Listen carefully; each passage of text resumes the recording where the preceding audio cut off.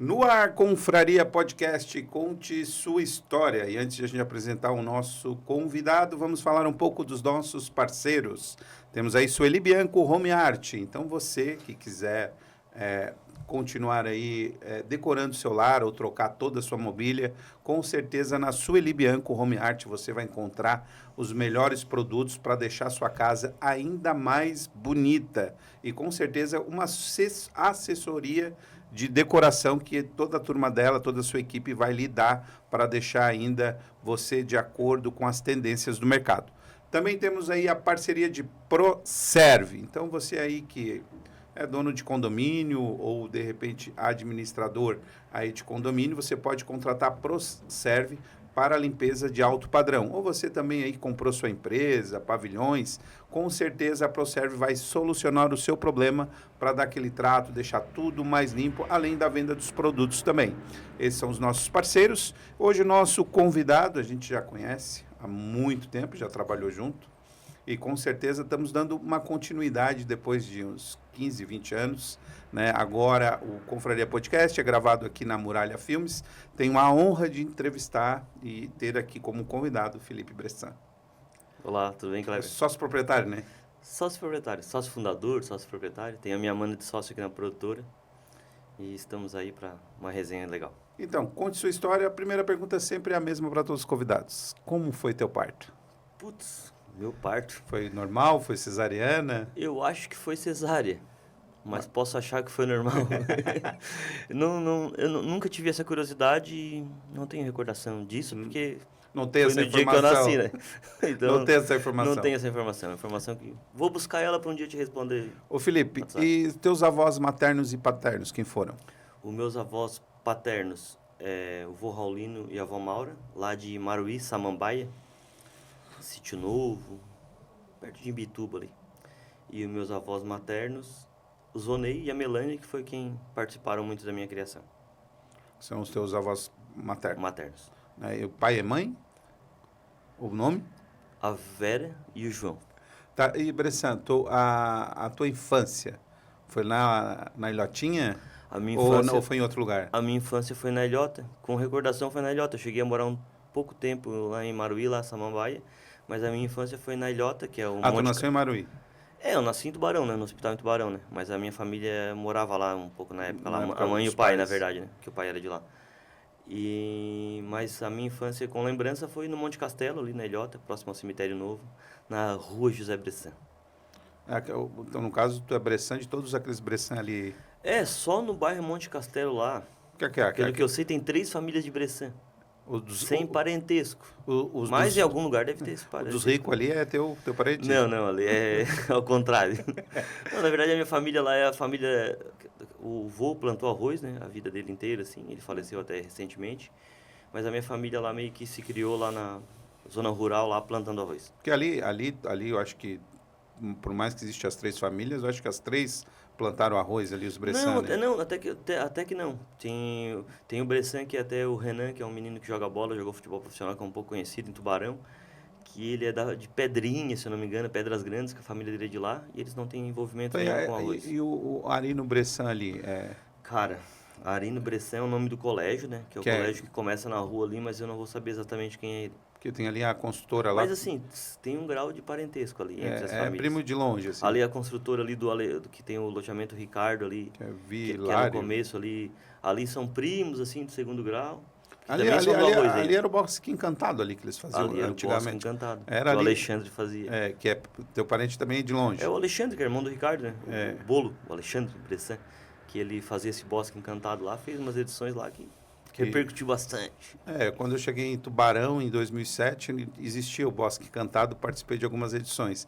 E as tuas brincadeiras ali de infância ali, Cara, no Monte Castelo ali? Sempre fui muito do futebol, né? Então, em 89, a mãe se mudou para Santa Maria da Imperatriz, eu fiquei 1 ano em Santa Maria da Imperatriz. Depois ela foi para Florianópolis, a gente morou até 92 em Florianópolis. E eu voltei, só que eu voltei sem a mãe e as minhas irmãs. Eu voltei sozinho para morar com a avó. Queria vir muito para Tubarão, minhas amizades tudo ali. E tu já tinha que idade essa época? 91, 83, 7 anos, 8 7 anos, era criança. E eu voltei para morar com a avó. E tu já tinha essa independência de escolha?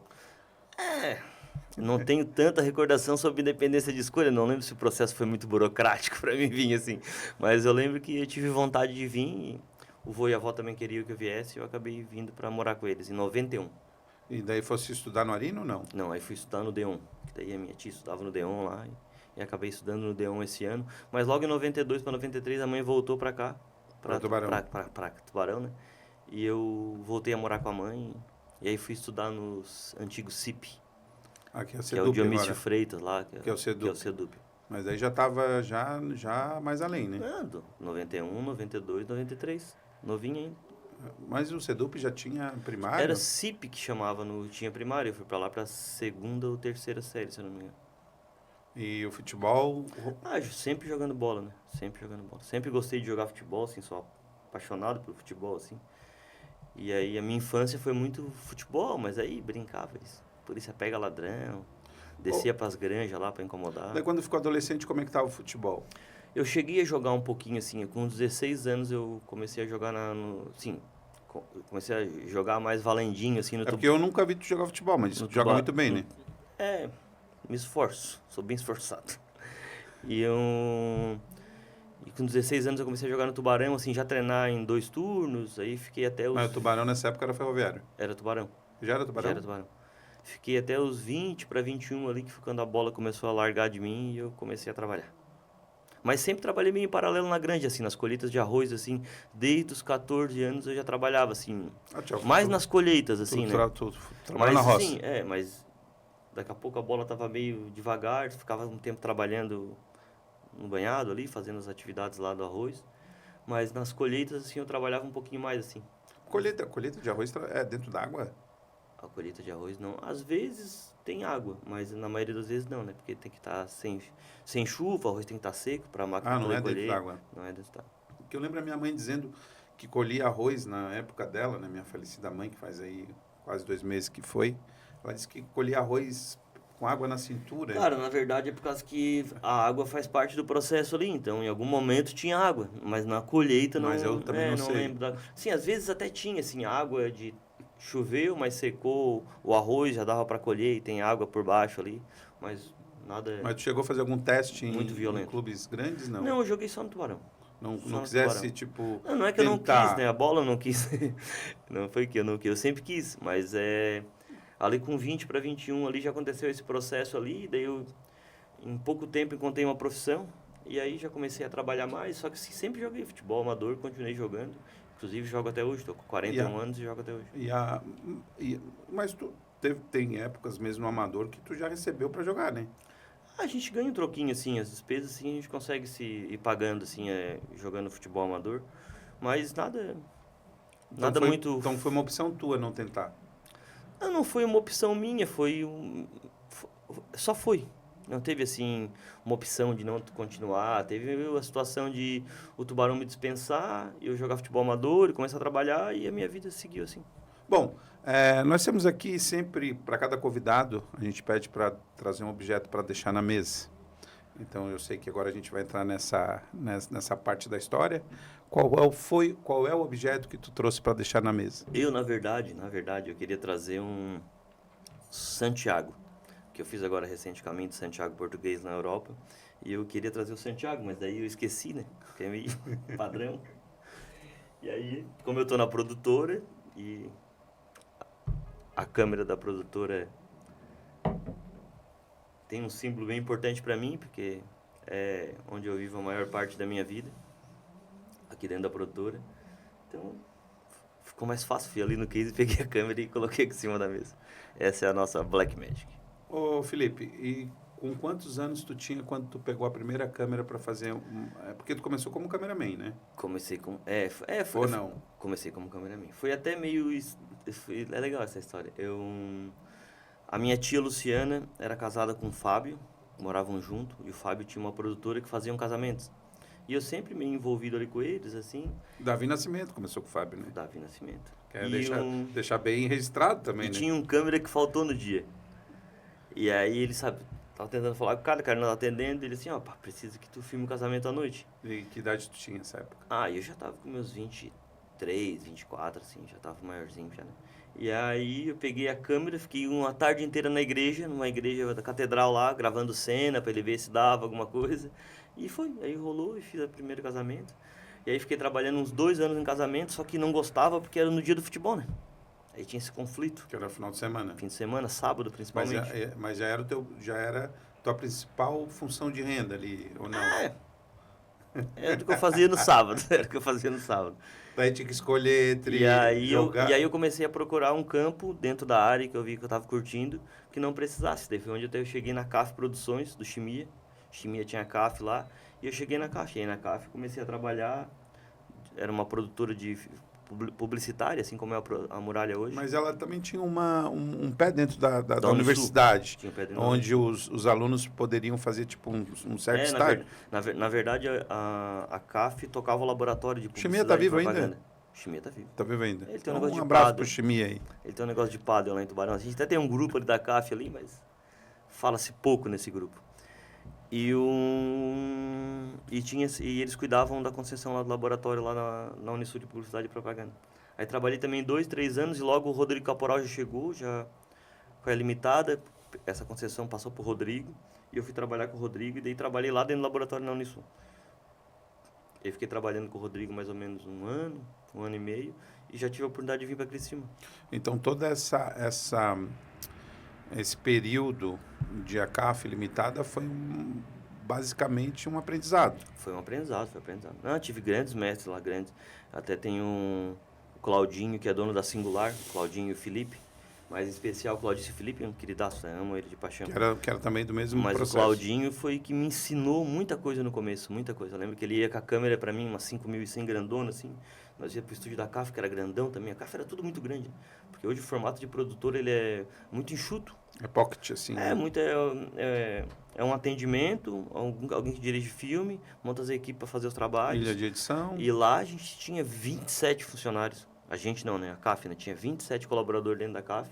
E era uma galera. E eu lembro de o Claudinho lá para trás para mim ensinar. E era assim, os menus complexos, assim. E ficar lá e me ensinava, assim. Ele foi um grande mestre, assim. Me ajudou bastante nesse início, assim. Foi quem me mostrou um pouco do cenário, assim. Onde é que dava para navegar no audiovisual. Mas ainda era um guri, né? Ainda só queria 6 horas para frente, né? Para sair do serviço. Mas foi lições que eu tive aquela vez que hoje viraram frutos, assim, né? Que a gente colhe hoje desse processo. E fotografia também, luz, tudo nesse período? Foi tudo lá. Era umas luzes mais pesadas, né? Hoje a parada é um pouco mais enxuta até de iluminação, assim. Era umas luzes mais pesadas. Eu lembro que era uma van para ir as luzes. E hoje até existe. Interessante, né? Hoje até existe isso, né? O espectador saber da diferença do que era para o que é agora, porque agora é tudo muito mais digital. Na verdade, assim, tudo hoje é muito mais raso. Eu acho que um dos grandes diferenciais da produtora é eu ter vivido uma época do audiovisual um pouco mais da profundidade, assim. Mas então de aprender mais, de entender mais, de as coisas ter mais sentido. Hoje, assim, a câmera é boa. Mas tu hoje pegou a época que não existia câmera digital ainda, ou não? Peguei, que não existia. Quando eu comprei a minha primeira câmera, eu tinha dúvida de ser digital ou ser aquela... A câmera não, era na de verdade, fita? digital... A câmera era de fita Era ainda? de fita. Então, Era de fita. Então tinha que ter fita. Mas elas já eram digital, né? O que entrou foi as DSLR, na verdade, né? Que aí, quando eu comprei a minha primeira câmera, eu tive essa dúvida. Daí o Elber, que trabalhava comigo, até hoje trabalha comigo, mora em Florianópolis, mas a gente trabalha junto até hoje. Mas pro espectador, o que é DSLR é as câmeras fotográficas. Ah, tá. Essa aqui não é uma fotográfica, né? Essa é uma... Ela já é para filme, né? Para filme. Mas hoje já tem DSLRs, essas 3 que a gente tem aqui no estúdio aqui, elas são DSLR, mas elas são para vídeo, né? Fazem foto também, mas o principal delas é o vídeo. E lá era ao contrário, era uma câmera para foto que começou a vir com algumas gravando. E aí o Elber me incentivou bastante, eu comprei uma Canon T3i no primeiro ano de produtora, há 15 anos atrás, mais ou menos. E ali já começou a fazer coisas para ti. E ali eu já comecei a fazer coisas para mim.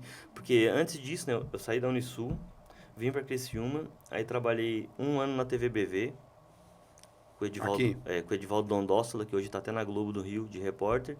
A gente foi junto para a Record, ficamos mais um ano na Record, e aí eu fui para a RBS. E ele foi para a RBS em Floripa. E eu fui para a RBS aqui, fiquei mais 1 ano e meio, mas já conhecia a publicidade dessa época do Chimia, já fazia alguns trabalhos em paralelo, assim. Então, tudo isso estava sendo predestinado para chegar na muralha, sem tu saber que chegaria. Cara, não, sei, eu sabendo. Que, Sabe então, que tipo assim, eu, tu foi eu lá tendo- no início da Unisul, eu escrevia, assim, de como ia ser a produtora, como ia ser as coisas. Nem tudo é como eu imaginava na época, né? Mas Até porque já tinha uma certa vontade. Já tinha. Já sabia que o caminho era esse. Já sabia que o caminho era esse. Só não sabia como é que ele ia acontecer, até onde ele ia ir, como que ele ia ir, como que ele ia se transformar, assim. Até porque eu não tinha tanto conhecimento, ou não tinha... Não que eu tenha muito hoje, mas hoje tem mais conhecimento que aquela época, então... Mas se não tiver conhecimento, tem experiência, que vale muito também, né? as coisas vão se Né? Que a clareando. experiência vale, às vezes, mais mas que conhecimento. mas a maioria do conhecimento, ela vem da experiência, assim. Eu até não é um conhecimento muito de estudo, é um conhecimento de experiência mesmo. De E vida, aí né? vai tendo experiência no audiovisual, automaticamente vai conseguindo que essas experiências facilitem as outras experiências. Então, e o ponto-chave da muralha, o teu último emprego foi na RBS. RBS. Daí tu saiu da RBS já para montar a muralha? Já- Ou já estava já- fazendo algumas coisas Cara, paralelas? Eu saí da RBS, eu já fazia direção de fotografia pro Davi Mendonça, da Monde. É Davi, o Davi lá de Tubarão. Tá, sei. O Davi da Monde lá. Eu fazia, Tu pegou bons professores, né? Bons professores. O Davi também foi um cara que, cara, me ensinou muito sobre direção, assim. Era zero sobre direção, sabia fazer uma boa cena, sabia mexer um pouquinho com a luz, e é o que eu fazia com ele lá, fazia essa direção de fotografia. No primeiro ano da Monde, eu fiz todos os trabalhos com ele. Assinei todos os trabalhos. E ele também era uma cria do Rodrigo, né? Também uma cria do Rodrigo. Que começou na Ilimitada, né? Começou na Ilimitada. Quando a Ilimitada era até em Florianópolis, assim, né? E aí... Mas paralelo, assim, já vinha com essa de... Já tava me virando, né? Eu já tava trabalhando pro Davi, mas, assim, era um trabalho freelance, assim. Eu já tava meio que me puxando pra mim conseguir levantar uma grana. E aí já tinha muralha meio que acontecendo, aí... Tinha esse nome muralha meio que por uma casa do futebol, assim, meio na minha cabeça. E aí comecei fazendo... Na época não existia muito esses aftermovie de festa. Nem existia, na verdade, isso. E eu meio que comecei a vender esses produtos pra galera aqui na região de Criciúma. Eu ficava escutando na rádio, a festa, não sei o que lá. Procurava o telefone do cara, contato, às vezes até ligava na rádio. Ia lá, vendia e comecei a fazer. Fiquei tipo uns 2 anos fazendo muito aftermovie. E aí o aftermovie meio que começou uma galera a fazer. Galera entrar e fazer. E aí migrei pra moda. Fiquei mais uns 2 anos na moda. Isso já com a muralha. Já existia da muralha? Isso já com a muralha. Mas ela não existia assim um ponto fixo, era meio que... Não, era o meu carro, o ponto fixo era o meu carro. Eu acordava de manhã, lembro que eu levava a Mari, que é a minha esposa, né, que sou casado, e deixava a Mari no serviço dela, subia num lugar com uma internet boazinha e ali começava. Já tinha o celular um pouco, já conseguia fazer uns movimentos, escutando rádio, vendo quem anunciava em rádio, porque quem anunciava em rádio já tinha um olhar para o marketing, então sabia que era mais fácil de vender as coisas. E foi numa época da entrada das redes sociais ali, aí já dava para vender vídeo, para botar em rede social. E aí fiquei uns 2 anos na moda também, aí deu uns 4, 5 anos moda também, fazendo filmes. Fashion filme também, fazendo filme de moda também. E aí comecei uma parte mais publicitária, assim, já comecei a ter conhecimento, o pessoal de Criciúma me conhecer. Nessa época eu fiz um trabalho para o Cláudio Gomes, que foi de um acesso do Criciúma, um documentário que teve uma boa repercussão na cidade, apareceu nos jornais, então a muralha também ficou um pouco mais conhecidinha. Aquele Eu Acredito? Eu acredito, é conhecida na cidade. Acho que esse aí ficou conhecido no Brasil, né? Esse acho que ficou... O pay-per-view abriu. Até eu quero mandar um abraço aqui, se por um Ventura nos assistir, pro Cláudio Gomes, que em um bom tempo foi o meu melhor amigo, né? Tem uma história com ele. O Cláudio hoje é o marketing da CBF. Eu tô sabendo que ele é... Já assumiu? Que quando eu já assumiu. Porque quando eu já assumiu, já vi foto dele em eventos. Porque eu fiquei sabendo que ele iria, né? E aí, então já assumiu. Já assumiu. E aí... Nessa época o Cláudio Gomes era o marketing do Tigre. E aí logo na sequência, nesse início, assim, eu fiz um trabalho para a Librelato. A Librelato foi o primeiro cliente, assim, que... Eu lembro que eu fui com o falecido Lúcia de helicóptero lá em Capivari, conhecer a unidade lá, vim em Criciúma conhecer a unidade daqui, porque eu fiz um institucional para a Librelato. Que foi um dos primeiros trabalhos, assim, muralha, assinado com muralha, assim, que foi, eu acho que a produtora... Foi um audiovisual. Foi um audiovisual, que a gente fez a Librelato. Até foi com a Tridez. A Tridez é um amigo meu, do Will. Tridez seria o que? Agência? Agência. E aí a gente fez esse trabalho assim, desse trabalho também ele ficou muito bonito, assim, a galera gostou bastante. E aí com ele eu comecei a vender outros Até porque tu trabalhos. já fez também outros audiovisual como participando da equipe, né? Participando da equipe. Já tinha, tipo assim, tu já tinha É, um currículo, a não RBS. como Muralha, mas já tinha um currículo como o Felipe Bressan, A né? RBS me deu um bom conhecimento assim também de mercado aqui, de conhecer as pessoas, de muitas vezes entrevistar os donos da empresa, então comecei a conhecer algumas pessoas, que foi quem eu fui bater na porta e aí fui fazendo trabalhinho, e todos que foram chegando assim, a maioria que chega fica, tipo a Librelato. Até estava recente agora conversando aqui com a E em Cecília off aqui, né? conversando com a Cecília sobre um trabalho que a gente está meio que desenrolando. A Librelato tem 15 anos que eu atendo. A Farben, 13 Então, quer anos. dizer, esse foi o primeiro e continuou. Continua, eles fazem trabalho com outras produtoras, mas a gente continua com um bom relacionamento. A Farben é a mesma coisa. A Anjo também, que entrou há uns 7, 8 anos também, até hoje fazendo trabalho com a gente. Quem chega vai ficando e vai sempre entrando clientes novos.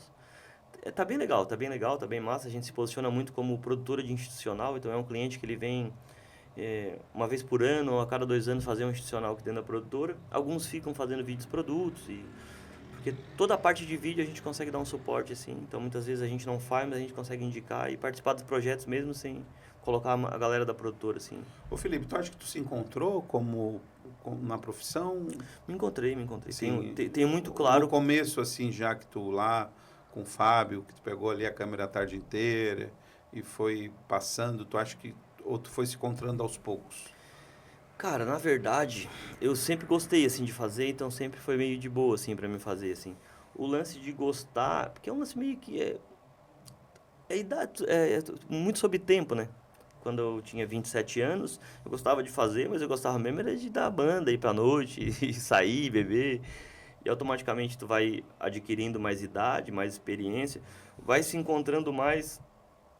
E não é nem que não era, se encontrava antes, se encontrando mais com a tua própria idade, assim, as coisas vão meio que mudando, assim. E eu tô bem satisfeito com o que a produtora se tornou, assim, tem uma pessoa também que é a minha irmã, assim, que é muito responsável por tudo que acontece na produtora, ela tá comigo há 7 anos, desses 15, 7 para 8, e Mas daí ela faz o não artístico, né? ela faz o não artístico, ela faz a parte mais burocrática mesmo, assim, né? Ela faz o que eu não sabia fazer, mas era obrigado a fazer porque tocava umas coisas meio que sozinho, assim. Sozinho eu digo gerenciando, assim, né? Mas sempre teve uma equipe que me ajudava por trás. E tô bem satisfeito com o que a produtora se tornou, a gente tá bem posicionado no mercado, a gente tem uma vida legal, assim, uma saúde financeira boa dentro da produtora e estamos aí, assim, para Porque na cada reali- vez voos maiores. Porque na realidade, né, para quem me acompanha aí já há algum tempo, sabe que eu tive o programa Confraria e o Bressan já foi um dos meus cameramen, só que, né, para quem não sabe, sempre teve um pouco de direção. Acho que é uma coisa meio que inata, não empírica, né? Porque o empírico é aquilo que a gente aprende. O inato é aquilo que já está dentro de nós. Eu acho que tu sempre teve muito por onde tu passou de direção, né? Pode ser até meio prepotente falar, mas é uma coisa que nasce com a pessoa. Então, desde sempre que a gente saía para gravar, eu já vi em ti algo de direção, né? Tu concorda com isso? Não veio do nada, assim, né? Eu acho que como eu funciono fez isso aí ficar um pouco melhor para me gerir, mas eu aprendi Porque muito com o tu, Davi, na porque, verdade. por Assim, exemplo, veio... assim, ó, como eu gravava antes, existia todos os cameramen, mas tu era o único que É, já tinha um senso artístico de direção, qual a imagem tomar, como pegar, como fazer, e isso é o além, é né? isso, Porque tem isso, gente que vai gravar, faz o que mandam, né? isso vem com o tempo e com a própria experiência de trabalho, né? Muito eu aprendi na CAF nesse início, que tudo isso acontecia lá. Eram trabalhos grandes assim que a CAF fazia lá, então muito eu aprendi desse início, mas com uns 2 anos de trabalho ali que eu tive com o Davi ali mais ou menos também, aprendi bastante também. Muito da direção assim de clareza. Na CAF isso já acontecia, mas com o Davi assim, eu estava um pouco mais consciente sobre as coisas assim, então muito com o Davi assim aprendi e depois eu passei por vários diretores legais assim, trabalhei com vários diretores e vai pegando um pouquinho de cada um.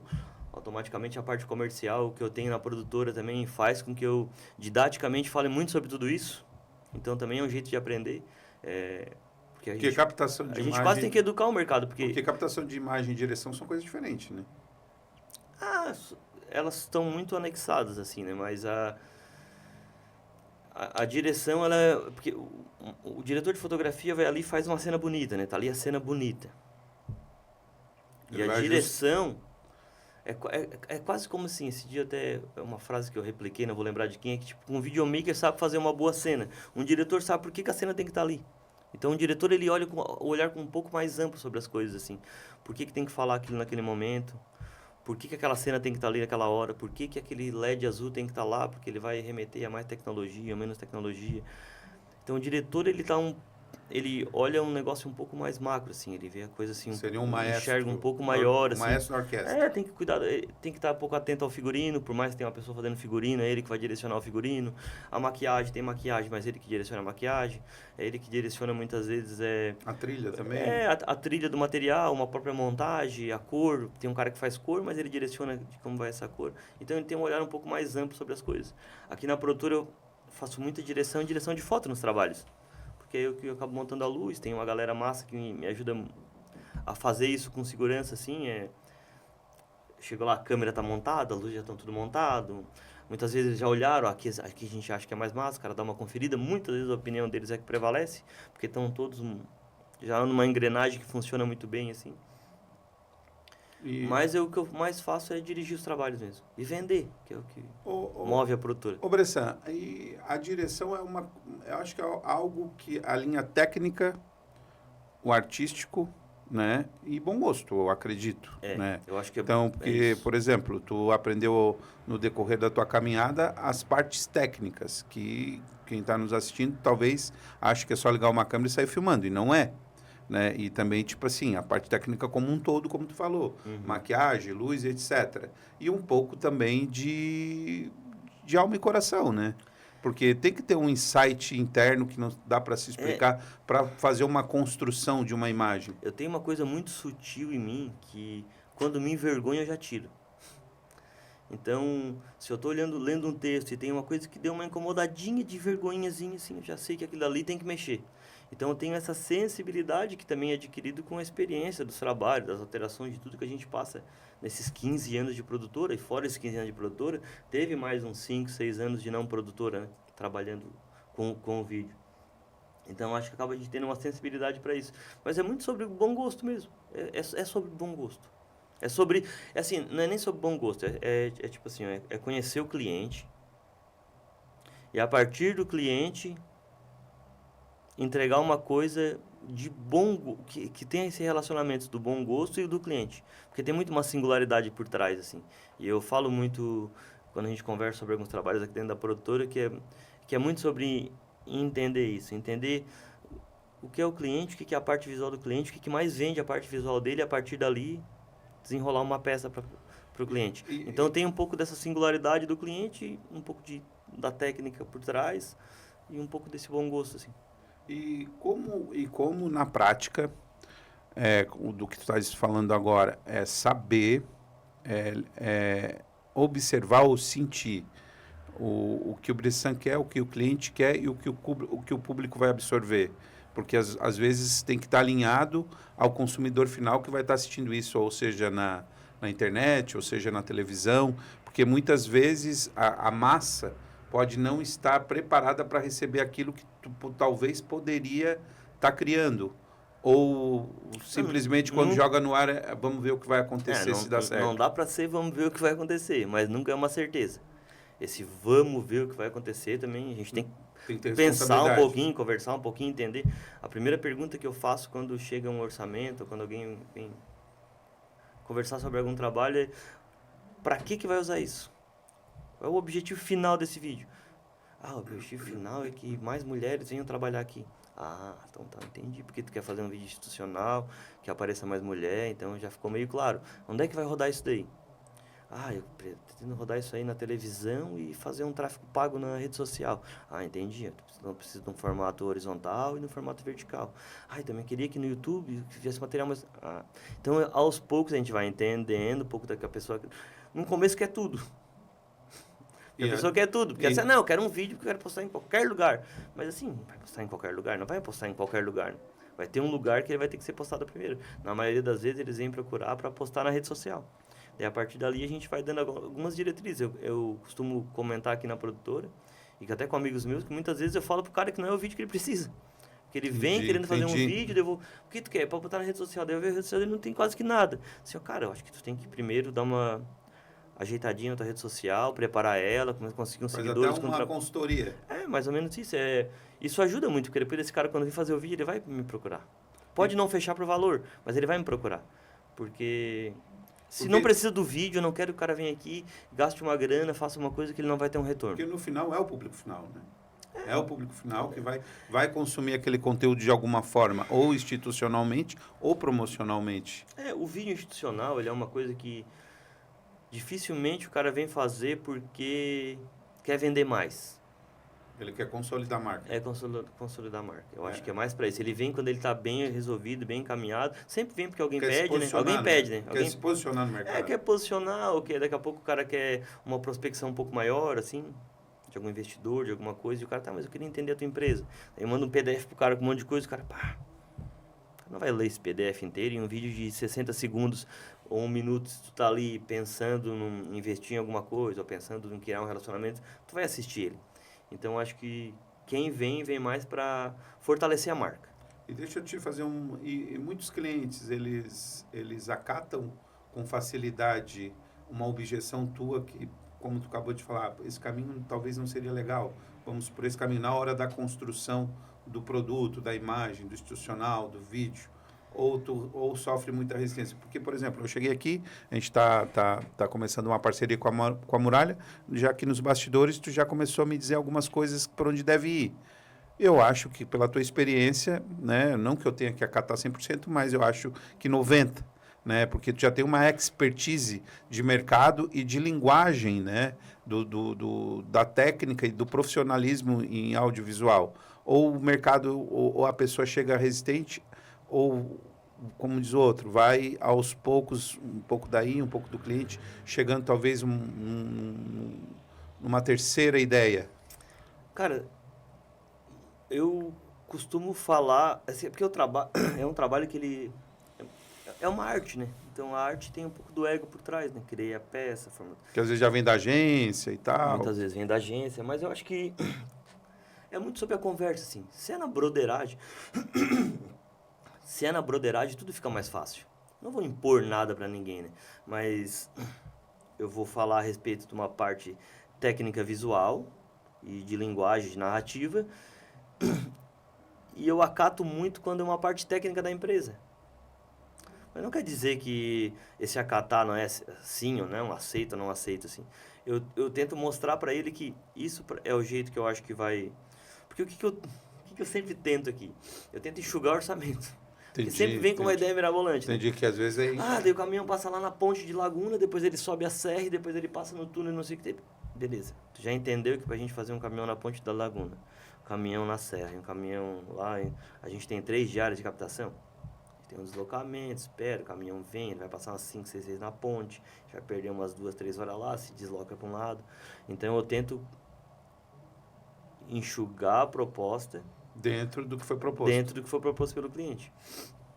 E aí, quando eu deixo isso claro para ele, ele já começa a dançar comigo, né? Porque ele também quer isso. Ele também quer enxugar um pouco isso. E aí entra a parte técnica. Vou dar um exemplo. A gente estava rodando o Giasse essa semana. E na minha cabeça, o Giasse... A menina estava dentro do Giasse com uma cestinha botando produtos dentro do Giasse.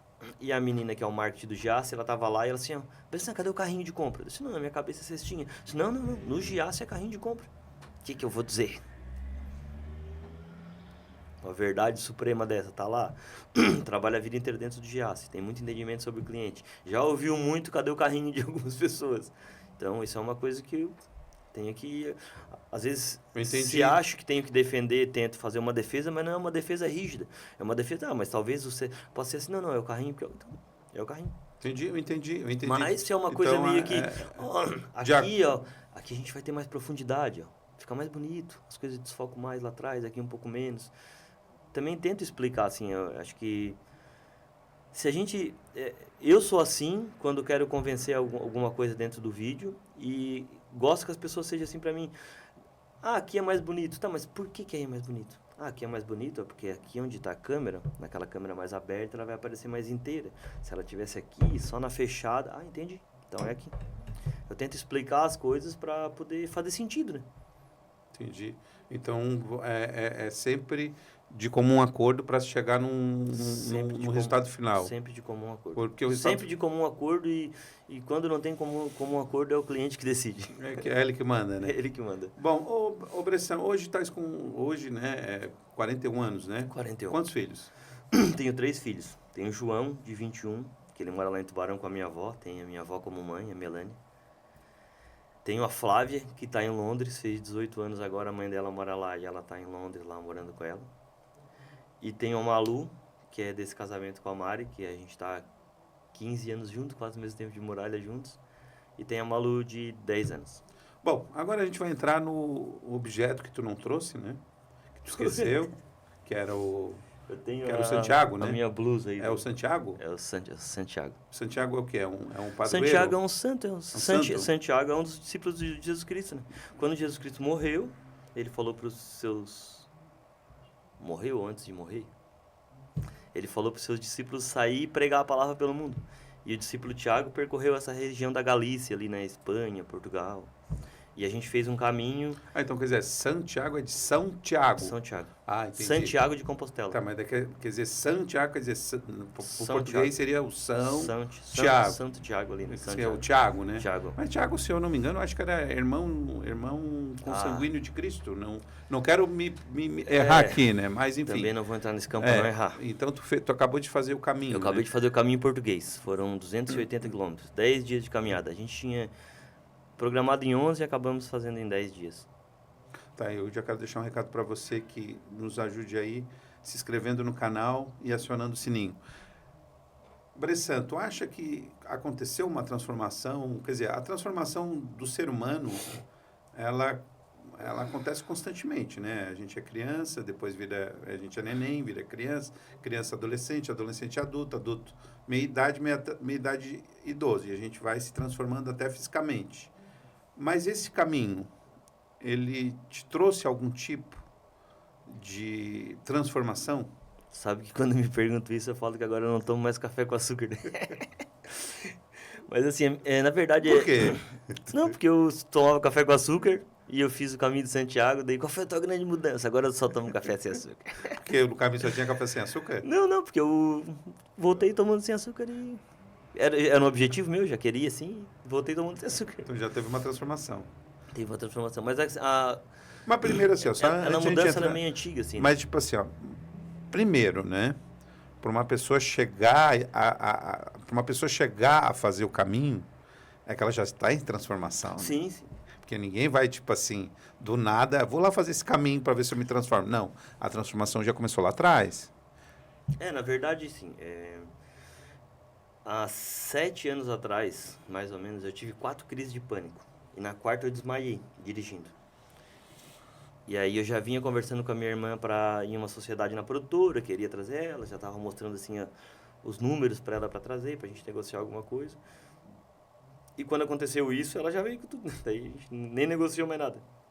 Porque qual era a proposta? Qual era essa daí? Então tá, vem. E ela veio para cá. Mais por necessidade, no caso. Necessidade. Quando ela veio para cá, eu já fui para Tubarão, eu fiquei 10 dias em Tubarão medicado, assim. Porque eu fiquei muito assustado, né? Eu desmaiei, assim, acabei ficando muito assustado, fiz bastante exame para entender. E aí comecei a tomar um medicamento, não estava aceitando muito medicamento e achei um livro na internet, Como Curar o Pânico Sem Drogas. E aí, não era muito de leitura também, engoli esse livro em 3 dias. E quando fala sem drogas, não é só drogas ilícitas, drogas remédio tudo. Né? Na verdade é sem remédio, né? Drogas que dizem é remédio. E aí eu peguei e li esse livro, e esse livro me levou muito para o budismo. Esse livro tinha uma mensagem bem clara, que hoje para mim ela é clara, que ela diz que essas crises acontecem quando o corpo pede uma transformação e o ego não deixa. E isso para mim fez muito sentido. E eu fui procurar o budismo. Aí procurei o budismo, cheguei no Manuel do Oikos, que é um dos grandes mestres que eu tenho, assim, me ajuda muito, a gente conversa muito até hoje, assim, sempre próximos, assim, a gente caminha juntos. E eu fiquei uns 2 anos com o Emanuel, e o Manuel me apresentou pro Beto, que é o Beto Colombo, dono da Anjo Tintas, né? O Beto é filósofo clínico, coordenador do curso. E o Beto, sem mesmo eu saber, começou a fazer terapia comigo. A gente começou a caminhar juntos, ele começou a fazer terapia, começou a organizar algumas coisas. E aí eu fui entendendo da filosofia clínica, fiz a pós-graduação de filosofia clínica. E aí foi a minha grande transformação. Automaticamente culminou com a entrada da minha irmã na produtora. Várias coisas foram acontecendo assim ao mesmo tempo. Para que o nosso público entenda, a tua transformação mesmo começou aí. Começou aí. Na verdade, se um dia eu escrever um livro, eu vou falar que o pânico salvou a minha vida. Porque era capaz de ter passado desacordado por essa vida, assim. Foi onde fez eu olhar para dentro de mim, assim. Para mim, a minha vida era um mundo muito externo, assim, né? Tipo, as coisas estão bem, eu tô bem. Lá tá legal, tô legal. Era muito para fora. Entendi. E aí eu comecei a entrar para dentro de mim. E tudo isso numa caminhada uma caminhada que eu digo, uma caminhada de vida, né? Mas em muitas caminhadas com o Beto. E aí a gente começou a entender Caminhar mesmo, né? Caminhar. Andar. 30 quilômetros, 25 quilômetros, 35. Caminhadas longas assim, que por 7, 8 horas de terapia, tu imagina, caminhando, liberando endorfina, serotonina e terapia. Era uma combustão, assim. Tanto que eu vivi um ano bem sabático, assim, tipo de um ano só caminhando, um ano assim, só comigo, eu comigo mesmo, assim, eu mergulhando dentro de mim, assim. E é óbvio, né? Com esses mestres do lado, as coisas iam se dissolvendo, né? Porque sozinho, às vezes, esse processo é meio complicado. Não tem conhecimento, vai entrar pra dentro de como. Você vai descobrir tanta coisa que não sabia. E ali foi onde grandes transformações na minha vida, assim. E aí, o sonho do Caminho de Santiago começou a acontecer. E eu querendo fazer, tenho dificuldade de ir pra lá, a parte financeira, a parte de sair fora da produtora. E aí botei uma pilhinha no Beto, vamos lá, vamos gravar uns conteúdos, fazer uns vídeos, fazer um documentário. Então a vontade partiu de ti. O Beto já fez 8 vezes o caminho, né? Então, por exemplo, assim... Porque, na verdade, o Caminho de Santiago tem um caminho... As tuas caminhadas te levavam para lá. Me levavam pra dentro de mim. E lá, como tem toda essa simbologia, me levou muito mais pra dentro de mim. Eu caminhei muito mais comigo, assim. Conversei muito com a minha falecida mãe, tive... Porque, assim... Como é essa conversa? Cara, como é eu penso na minha mãe, por exemplo. Tá, mas como é essa conversa, por exemplo? Vou tentar te explicar. Ela é uma conversa dialogada dentro de ti? Cara, ela é dialogada. Em pensamento, mas ela é dialogada, assim. Tu sente a presença dela? Sinto, imagina, sinto. Assim, eu penso muito na minha mãe, assim, e durante o dia tem alguns relapsos de pensamento sobre ela, algumas situações que acontecem, quando eu vejo a mãe de alguém, coisa desse tipo, que... Só que pensa 5 minutos, daqui a pouco tu já tem um WhatsApp, já tem um seguido. E lá tava 100%. Já correu. E lá, tipo, era 4 horas com isso. Chorando às 4 horas. Vivendo essa conversa, esse pensamento. E, tipo... De coisas que às vezes ela não conseguiu me passar, que queria. E agora a gente tem entendimento de situações, da criação dela, de como foi. De tudo que ela conseguiu me transmitir, que muitas vezes eu não consegui pegar, mas numa conversa dessa a gente consegue pegar e consegue entender. Minha mãe caminha muito comigo, assim. Eu chego a dizer pra mim mesmo, e digo para minhas irmãs algumas vezes, que depois que a mãe morreu, ela caminhou dentro de mim, assim. Parece que a alma dela vive comigo, assim. Eu sou muito parecido como ela era, assim, de ser uma pessoa acelerada, de ter esse papel de empresário que partiu muito dela. Ela vive muito presente comigo, assim, muito presente na minha vida. E lá tive esses tempos de reflexão, de poder caminhar mais, porque o que a caminhada faz é tu conseguir se aprofundar em pensamentos, que é o mesmo exemplo que eu dei para o pensamento da mãe, é para qualquer coisa. Eu quero pensar nas contas da minha casa. Aí eu penso nas contas da minha casa, que daqui a pouco já vem um WhatsApp ali, um negócio ali. Lá eu fico 5, 6 horas pensando sobre as contas da minha casa. Aqui posso fazer isso, aqui eu posso anotar aqui, penso. E daqui a pouco para um pouquinho, boto tudo no celular e vejo os valores de novo. Então lá tu consegue se aprofundar em pensamentos, em coisas que daqui a pouco tu vê, tipo café. Tinha uma dificuldade terrível. É tão fácil, é só tirar o... E caminhar para dentro de si. Tu acha que todas as respostas para nossas perguntas estão dentro de nós? Cara, eu acho que elas... Ou não? A gente precisa do exterior para entrar para dentro por isso que a gente fala nesses mestres, assim, que é bom, né? A gente precisa de algo de fora, porque o para dentro tu vai encontrar o que tu já tem, assim. É a mesma coisa que eu tenho um problema e eu querer na minha mente resolver esse problema. Tipo, cara, não vou resolver muito esse problema se eu tenho uma mente que não me ajuda muito. Então, automaticamente, o externo vem para o interno O cara vai observando pessoas, caminhando com pessoas, conhecendo pessoas, vendo como elas resolvem os problemas, vendo como elas lidam com a vida delas, e automaticamente vai tendo aprendizados, e aí sim, tu caminha para dentro com esses aprendizados, aí tu consegue ser um bom amigo de ti mesmo. Tu acha que a nossa vida do ser humano, de qualquer pessoa, a vida é mais interna do que externa, propriamente dita? Cara, a filosofia clínica fala muito sobre a singularidade. Sim, para algumas pessoas é, para outras não. Para algumas pessoas é muito mais interna. Eu sou uma pessoa que eu sou muito mais interna. Eu gosto de caminhar sozinho. Eu gosto muito de ficar sozinho. Eu sou um bom amigo de mim mesmo. Eu comigo mesmo, assim. Tu é uma boa companhia para ti? Eu sou uma boa companhia para mim. A gente se resolve bem, assim. E tem pessoas que já são mais externas, que já vivem mais pro externo, que já são mais de falar, e tá tudo certo, assim. E tu acha... Eu acho que o problema é assim, é a pessoa tá internalizada e tá com conflito, e a pessoa tá muito externalizada e tá com conflito. Acho que o problema tá quando tem conflito. Quando tu tá mal, assim, com a situação. Tu acha assim, ó, quando uma pessoa ela começa a fazer uma viagem, uma conversão, porque todos nós fomos automaticamente preparados para viver o externo.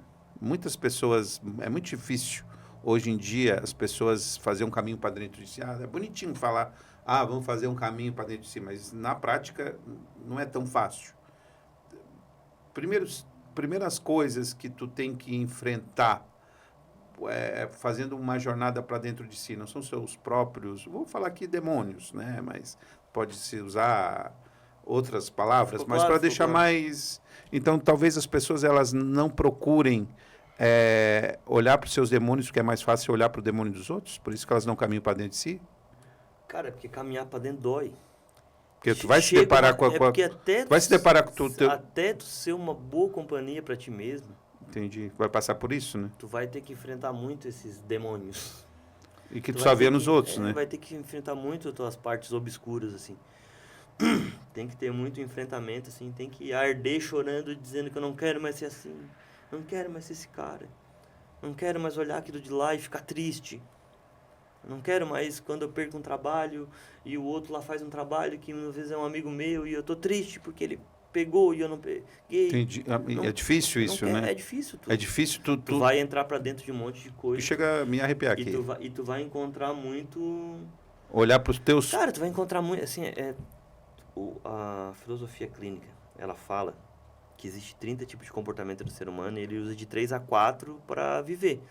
Quando é diagnosticado esses tópicos, essa pessoa se comunica só por esses tópicos. Aí tem um tópico principal, tem um secundário. Então, tem muitas pessoas, e eu era uma dessas pessoas, que emocionalmente eu estava parado lá no 11 anos de idade. A minha emoção, ela não evoluiu, era do menino de 11 anos, que tinha um medinho de não sei o quê, que ficava com raivinha do não sei o quê, que se falasse um não sei o que lá, não achava, sabe? De uma criança. Que quem berra é uma criança. E aí, quando eu fui entender isso, aí fui começar a treinar essa parte emocional. E aí, treinar essa parte emocional, o que é? É muitas vezes ouvir uma coisa que não quer ouvir, sentir aquele quenturão por dentro, e passar e estabilizar, porque eu sei que eu não quero berrar com esse cara por isso, eu não quero me entristecer. Eu vou me entristecer, mas eu vou emocionalmente ficar equilibrado com essa situação. Então, a gente vai evoluindo, e a gente vai evoluindo aonde? Na dor, né? Na hora de passar essa dificuldade. Na hora que alguém te parar na rua e te xingar, você não sei o que, seu filho de não sei o que, quando tu errou no trânsito. E tu... Desculpa, querido, errei mesmo, foi mal. E não xingar. E a principal é reagir, né? Sobre... Porque o sentimento, ele tem, assim, tu tem um pouco disso. Mas... Primeiro é reação e depois aí tu começa a trabalhar o sentimento, ao ponto de daqui a pouco passar por isso não tem mais nem a quenturinha. Não, porque pelo que tu tá falando, assim, a nossa construção como seres humanos, a gente sempre bota a culpa no outro. Eu fiquei tristinho, acabou de me passar uma lição aqui, que nunca é com o outro, é com a gente mesmo. Se tá doendo em nós, então tem algum motivo, né? Tem aquela metáfora da raiva que ela é muito massa, que é a seguinte, tipo... A pessoa, quando fica com raiva, é tipo pegar uma pedra quente. Tá na tua mão, né? Não na minha. Cara, às vezes o cara até esqueceu de ti. O cara nem esqueceu. Essa situação de trânsito, por exemplo, o cara te xingou, tocou o barco embora, tu tá ali puto que o cara te xingou de não sei o que lá e o cara... Então é sempre tu contigo mesmo. O outro é só uma desculpa para tu explicar os teus demônios. É porque se tua parte se a tua parte interior ela tá de boa, o reflexo do mundo vai ser essa. É porque tem uma outra coisa que diz que é bem bonito, que é a gente é o espelho do mundo, né? O mundo é quem A nossa realidade é aquilo que nós somos. Porque às vezes às vezes eu escuto a pessoa falar assim, ó, cara, fulano é um picareta, cara, me enrolou nisso, naquilo. Daí eu penso assim, cara, o bicho nunca fez isso comigo. Era picareta para aquela pessoa, mas... Cara, é meio que o reflexo da pessoa. Entendi. Tá, então entendi. Mas não quer dizer... Entendi. Não, daí ele não vai me enrolar, porque eu tô bem resolvido comigo e não vai me enrolar. Mas, se eu estiver bem resolvido comigo, eu vou ter a sutilidade de entender que esse cara quer me enrolar. Entendi. E às vezes o cara, quando tá assim, atribulado e vivendo muito que é o mundo exterior, o cara vai vir te dar uma oportunidade de tu comprar um produto muito barato e tu, nossa, eu quero, vai ser barato, e vai lá e compra. Não recebeu o produto. E às vezes quando o cara tá bem, tá de boa, tá tranquilo, o cara... Tudo vai fluir. Eu acho que não faz muito sentido. O cara, como é que o cara vai vender um produto assim? Esse produto custa tanto, vai vender mais barato? Por qual motivo? Do nada, porque gostou de mim. Então o cara vai entender um pouco disso daí ao ponto de... Então é isso, não é que a pessoa vai ver e não vai querer enrolar. Mas ela às vezes vai querer enrolar, mas tu vai estar assim, sereno, calmo e tranquilo e consciente ao ponto de não ser enrolado. Ô, Bressan, então, por exemplo, assim, ó, para quem está nos assistindo e começar a querer fazer essa viagem para dentro de si, vai encontrar os demônios, chega um momento que tu encontra uma divindade e as coisas começam a mudar? Uma centelha divina do Criador dentro de si, mas para chegar nesse processo tem que passar essa dor, porque, tipo assim, depois da dor, né, ou depois da tempestade, vem a bonança. Então, essa caminhada interna do autoconhecimento, porque, como tu falou, é difícil. A gente, às vezes, fala assim, por exemplo, uma vez eu fui numa palestra e o palestrante perguntou, existe inveja? Todo mundo levantou a mão. Existe fofoca? Todo mundo levantou a mão. Mas aí ele perguntou, quem era invejoso e fofoqueiro aqui? Ninguém levantou a mão. Então, às vezes, se autodefinir fofoqueiro ou invejoso, tem que fazer essa caminhada para dentro de si. Vai encontrar esses demônios que a gente vê nos outros, mas não tem uma hora que encontra a luz? Cara, não é que encontra... Eu acho que... E eu vou dizer a partir da minha experiência, né? Que não posso falar pela experiência dos outros. Mas pra mim, cara, foi um lance, assim, de muita dor. Eu desmaiei. Desmaiei dirigindo. Quer mais dor que isso? Eu tava com medo de viver. Mas daí em qualquer lugar. Mas daí o processo da transformação, então, de viajar conscientemente para dentro de si. Então, cara, é isso que eu digo, é pela dor. É pela dor. Dificilmente a pessoa não vai ser pela dor. Acho que isso até é meio parecido com uma coisa meio bíblica, que é aquele que a agulha que entra por dentro do camelo, que entra por dentro da agulha, que frase é essa daí? Mais fácil um pobre entrar no reino dos céus do que um rico sai no buraco de agulha. É isso daí. Porque muitas vezes essa pessoa não vai ter tanta dor. Mas não quer dizer que uma pessoa que seja rica financeiramente falando... Vai ter outras dores. Não tenha dor e também... que não seja financeira, mas seja outras dores. Para mim foi muito pela dor. Aquilo que eu te falei ali eu chorava para mim mesmo para não querer ser o tipo de pessoa que eu era. Chorava, não quero ser isso. Entendi. Não quero ser desse jeito. A tua transformação começou pela dor. Eu não quero ser isso, eu não quero. E daí tu foi caminhar para dentro de si, depois caminhar andando. E aí foi... E assim, a própria caminhada em si, essa caminhada do caminhar, que até o Manuel fala muito que o caminhar, ele é do ser humano, né? O ser humano caminhava. A espécie começou caminhando. Eram nômades, né? Eram nômades, né? Então, o caminhar, o Beto, esse final de semana agora, ele fez uma caminhada com um grupo e tínhamos alguns conhecidos no grupo, assim, amigos, assim, que nunca tinham caminharam 3 dias com ele. Então, assim, encantado, assim, maravilhado com o negócio, porque tu se desacelera tanto, tu se aprofunda tanto, tu consegue olhar para tanta coisa e entender tanta coisa em 3 dias de caminhada, porque caminhar não é para criança. Não pensa que a caminhada ela é linda e bela. Dos 15 quilômetros em diante, dói tudo. Dói corpo, braço, perna. Então ali tu já começa uma luta meio com a tua mente, né? Entendi. Sobre superar isso daí. Né? Cada minuto. Então, caminhar não é para criança. E tem um monte de criança aí que Tem um monte de gente que tu fala assim, vamos caminhar. Quê? Tu é louco, cara. Deixa de ficar em casa vendo televisão, jogo, tomando uma gelada pra ir caminhar. Porque caminhar não é pra criança. Só que é um processo que vai te deixar melhor. Caminhar é pra quem tá emocionalmente adulto. Bom, nosso podcast está chegando ao final. Eu vou para algumas perguntas finais aqui e depois para o nosso tema do nosso podcast, que é metamorfose, transformação. Ô, Bressan, para ti, o que é felicidade? Cara, eu acho que felicidade é o cara estar em paz com a gente mesmo. Eu acho que não tem nada... Não tem nada como a gente estar de bem com a gente mesmo. E pra gente estar de bem com a gente mesmo, a gente tem que ter algumas ações. Que não são pra criança, são pra adultos. E o que é Deus para ti? Cara, Deus pra mim, Deus é a vida. Eu acho que a gente caminha bastante pela natureza, assim. Eu acho que Deus é a vida. Quem são tuas referências? Cara, tenho bastante mestres, assim, na minha vida. Que inclusive tu é um deles, assim. Obrigado.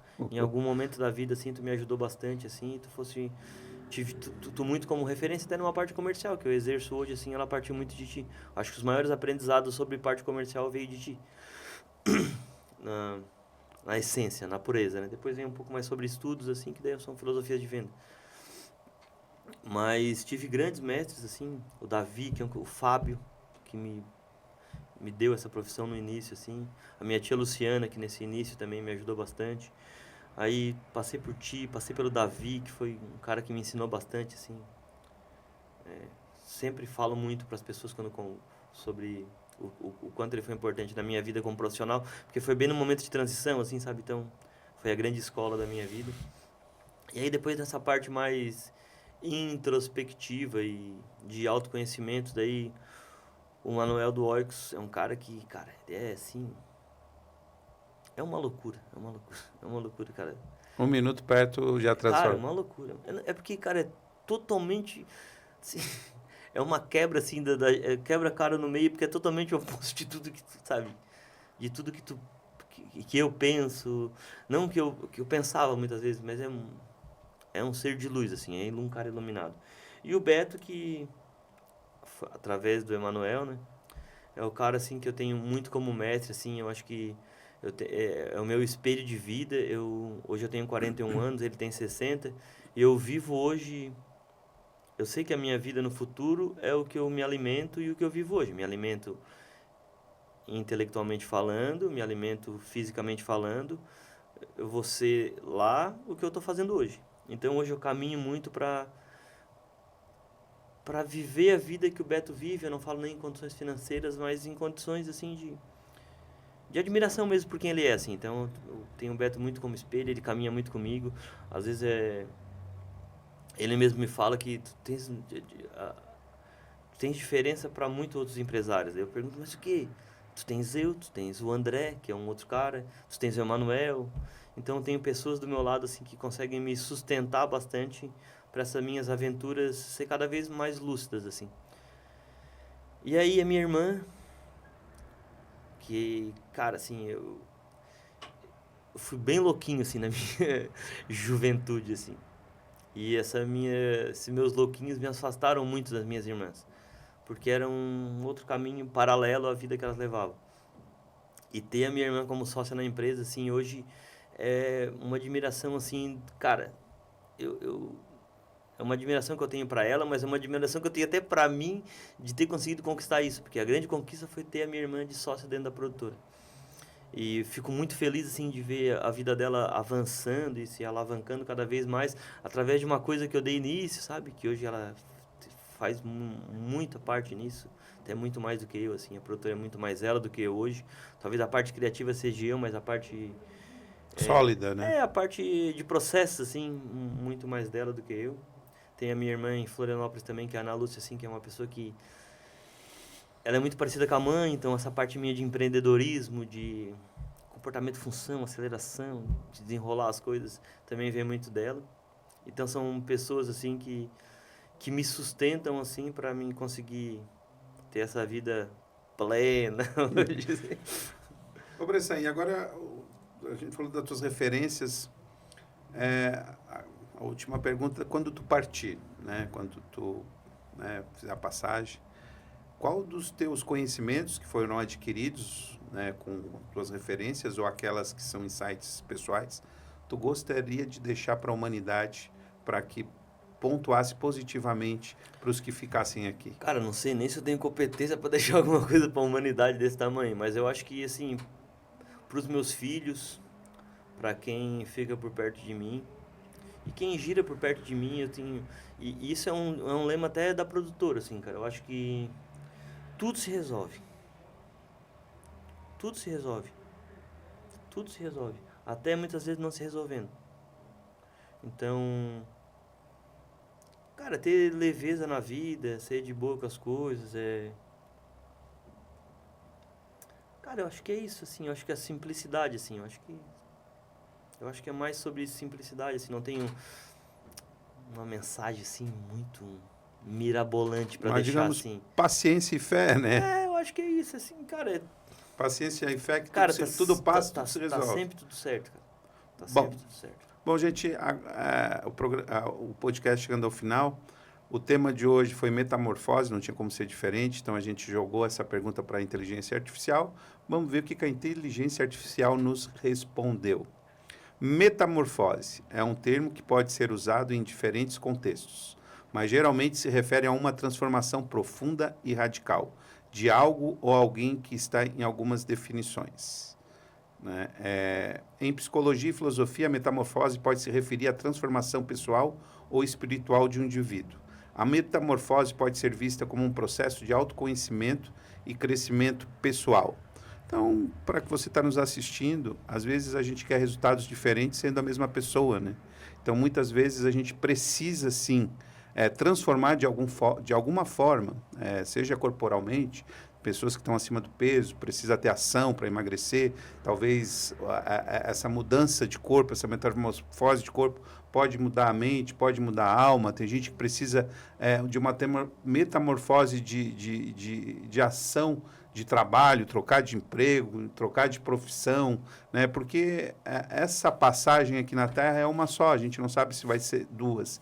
Então é necessário, até porque a gente é bebê, criança, adolescente, meia-idade e idoso. A gente passa por metamorfose nas várias fases da nossa vida, mesmo a gente não querendo.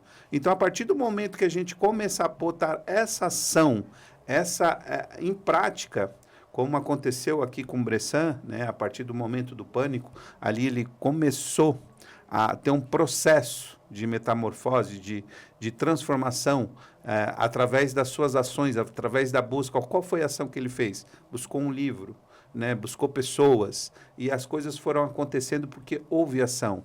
Então, você que está aí do outro lado, se quer realmente essa transformação, você tem que começar agindo. Comece agora, porque o único momento que existe é o agora. A gente vai terminando, né? Mas antes de terminar, eu peço para você se inscrever no canal, acionar o sininho aí das notificações, e vamos acabando aqui falando da Sueli Bianco, né? Home Art. Então, você quer transformar a sua casa, deixar a sua casa melhor, para você ter um ambiente mais legal aí para a sua convivência, para o seu bem-estar. Então, a Sueli Bianco vai te ajudar a decorar a sua casa. E ProServe, né, que também transforma o lugar sujo em um lugar limpo. A gente vai ficando aí com as fotos aí, do Felipe Bressan, contando a sua história até aqui. Eu vou ficando por aqui e até. Obrigado, Bressan, pela tua presença. Eu que agradeço, assim, é um prazer. É um prazer estar perto de ti e caminhar perto de ti novamente. E acho que uma mensagenzinha final, assim, que depois de ter feito aquela pergunta, assim, veio dentro de mim, constância, assim, manter a constância nas coisas. Eu acho que esse é o único jeito de fazer as coisas acontecer. E não forçar nada. Não, deixar fluir. Deixar as coisas acontecer, fazer as coisas corretas, fazer as coisas com o coração em paz, que no final tudo dá certo. Vamos ficando por aqui, até o próximo episódio.